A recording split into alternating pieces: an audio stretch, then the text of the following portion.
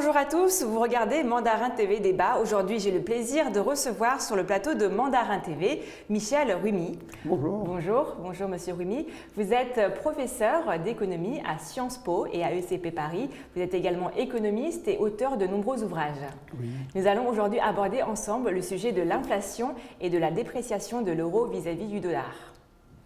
Alors, Monsieur Rumi, professeur Rumi, est-ce que vous pouvez tout d'abord nous dire quelles sont les causes de cette inflation et dépréciation?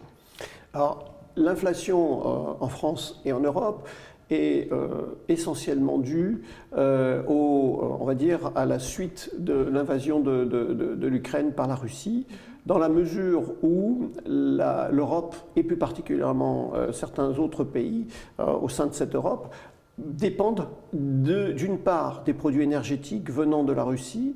On parle de l'Allemagne, on parle de l'Italie, et puis également aussi des produits alimentaires comme le blé, comme l'orge, comme surtout les engrais, dont, on va dire, l'Ukraine et la Russie participent pour un tiers à la production mondiale. Et donc, devant une économie de guerre, la production se ralentit et la demande ne s'est pas affaiblie, c'est-à-dire que les pays ont toujours cette même demande, et donc forcément, lorsque la demande est supérieure à l'offre, les prix augmentent fortement. Et pour l'instant, on est à l'horizon de fin juin en France de l'ordre de 6%, mais on envisage une inflation beaucoup plus haute, alors qu'en Europe, on est déjà à 8%. Et donc, on peut envisager une inflation en Europe de l'ordre de 10% jusqu'à la fin de l'année. Et concernant le quotidien, le pouvoir d'achat des Français, alors l'impact, elle est forcément immédiate. On le voit sur, par exemple, des factures de gaz, d'électricité. Et vous l'avez évoqué tout à l'heure aussi, il y a des augmentations qui vont arriver, qui ne se sont pas encore fait sentir. Est-ce que vous pouvez nous en citer quelques-uns ? La difficulté est que le ressenti de l'inflation est plus fort lorsque l'on regarde, lorsqu'on achète des produits quotidiennement, chaque jour, et que l'on voit que ce prix augmente. Donc inconsciemment, la population considère que la vie augmente. Alors qu'en réalité, quand on mesure l'indice des prix, on a d'abord des produits quotidiens, mais également aussi des biens de consommation. On n'achète pas des voitures tous les jours, on n'achète pas des ordinateurs, on n'achète pas des canapés tous les jours. Et ça aussi fait partie du panier de la consommation. Et donc, souvent, le ressenti se fait que sur des achats qu'on fait régulièrement et de petites sommes. Et on dit, ben voilà, ça augmentait de temps, ça augmentait, sans considérer un panier. Donc, et c'est ça la différence entre les économistes qui considèrent que le panier a augmenté et le particulier, le ménage, qui voit que le prix augmente beaucoup plus sur des achats quotidiens. Comment jugez-vous la mobilisation du gouvernement français ? Bien, ce qui se passe, c'est qu'aujourd'hui, la France bénéficie de ce qu'on appelle le bouclier tarifaire. C'est-à-dire que l'État prend en charge notamment certains coûts énergétiques pour permettre à tout le monde de pouvoir accéder d'une part à un prix d'essence convenable et également à certains produits énergétiques. Mais ceci est limité dans le temps.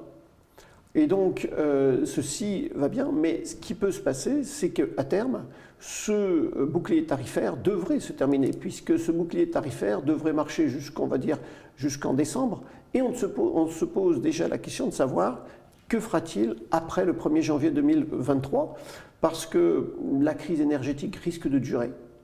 Et donc, il conviendra vraisemblablement à ce que le gouvernement continue son bouclier tarifaire, mais beaucoup moins intensément, et de manière plus ciblée aux personnes qui en ont vraiment besoin. Mais ça pose de grands problèmes. Aujourd'hui, les gouvernements sont plutôt en réaction, beaucoup plus qu'en perspective, en prospective, dans la mesure où on ne sait pas quelle est, on va dire, la fin du conflit entre l'Ukraine et la Russie. Donc, tout ceci fait que l'État essaye d'aider les Français dans la mesure du possible. Parce que, qu'est-ce qu'il faut bien voir, c'est qu'aujourd'hui, on a un lourd endettement. Et que aider les Français, comme on n'a pas les moyens, puisqu'on n'a pas de croissance, de recettes fiscales, eh bien, on est obligé de s'endetter. Et donc, l'équation pour le gouvernement français, c'est comment aider la population française sans trop s'endetter pour ne pas laisser une dette trop importante aux générations futures. Et donc, c'est ça qui pose le problème et qui devient difficile, d'autant plus que le gouvernement n'a pas de majorité absolue au Parlement et donc il est obligé d'avoir des compromis avec les différents partis en présence. Pour beaucoup de Français, la notion de dépréciation de l'euro vis-à-vis du dollar reste encore une notion floue quant aux impacts dans leur quotidien. Voilà. Est-ce que vous pouvez nous expliquer un petit peu ? Tout à fait. En fait, aujourd'hui, il y a deux aspects qui se jouent. C'est que, première des choses, les Français, de manière générale, n'ont pas conscience de la parité euro-dollar. Et ils constatent cette différence lorsqu'ils vont acheter, par exemple, de l'essence à la pompe d'essence, parce que le prix de l'essence augmente. Et ça, c'est un double effet. D'une part, le dollar qui s'apprécie par rapport à l'euro, et en même temps, l'augmentation du prix du pétrole. Donc il y a deux effets qui se cumulent pour voir cet esprit d'essence. D'une part, puis il y a les produits alimentaires, qui fait que lorsque je m'en vais au supermarché, il y a aussi cet aspect-là. Donc on voit bien que dans la vie de tous les jours, on va dire l'appréciation du dollar par rapport à l'euro fait que, eh bien, il y a une hausse des prix parce qu'entre-temps, les salaires n'ont pas augmenté à juste proportion avec cette dépréciation du dollar, dépréciation de l'euro, pardon. Oui. Donc voilà, et c'est ça qui est très important. Et donc tout l'enjeu pour le gouvernement français est de permettre de garder en grande partie ce pouvoir d'achat pour éviter les inégalités sociales. En fait, il y a deux aspects. Il faut bien voir, c'est que ceux qui sont le plus touchés, ça va être les ménages les plus pauvres. En gros, ce qu'il faut bien voir, il y a à peu près 10% des ménages français qui tournent au niveau du SMIC et qui, eux, sont fortement impactés par, on va dire, cette inflation. Donc, c'est eux qui vont être touchés en premier et qui vont avoir un effet immédiat.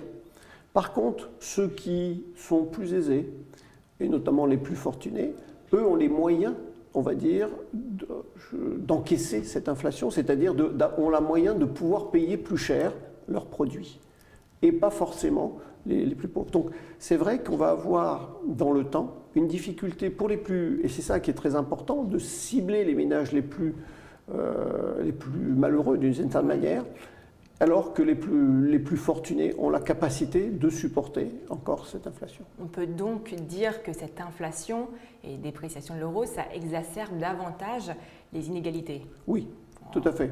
Ça c'est pareil pour tous les pays. Tout à fait, pour l'ensemble des pays, et c'est ce qu'il faut bien voir, c'est qu'en France, on s'en rend un peu moins compte, dans la mesure où l'État a énormément mis d'argent. En gros, depuis le dernier trimestre de l'année 2021, jusqu'à maintenant, on va dire la solution de la crise, grosso modo, a coûté 2 points de PIB, c'est à peu près, grosso modo, entre 400 et 500 milliards d'euros. Et ce qu'il faut bien voir, c'est que, exemple là-dessus, en 2022, le pouvoir d'achat des Français aura augmenté à peu près d'1%, alors qu'en Allemagne, il aura baissé de 5% et en Italie de 3%. Ouais. Donc on voit bien que grâce au rôle de l'État, qui a joué un rôle d'amortisseur, la France s'en est beaucoup mieux sortie. Et c'est tout le problème. C'est qu'aujourd'hui, on ne s'en rend pas trop bien compte parmi les Français. Mais que va-t-il, à un moment donné, l'État devra se retirer. Et, par exemple, il faudra à un moment donné qu'on revienne à des prix normaux de prix énergétiques. Et ça pose ce type de problème. Ça risque d'être douloureux. Donc pour l'instant, en comparaison par rapport à nos voisins européens, la France, on s'en sort plutôt bien. Tout à fait. Grâce au rôle de l'État. Comment, d'une manière générale, je sais que c'est une question compliquée, on peut lutter contre une inflation ? En fait, il y a plusieurs causes de l'inflation. On peut, d'une certaine manière, il y a une augmentation de l'inflation lorsqu'il y a trop d'argent en circulation. Ne me demandez pas ce que ça veut dire, trop d'argent. Mais il y a également aussi lorsqu'on a une inflation importée, par exemple, comme on le vit aujourd'hui.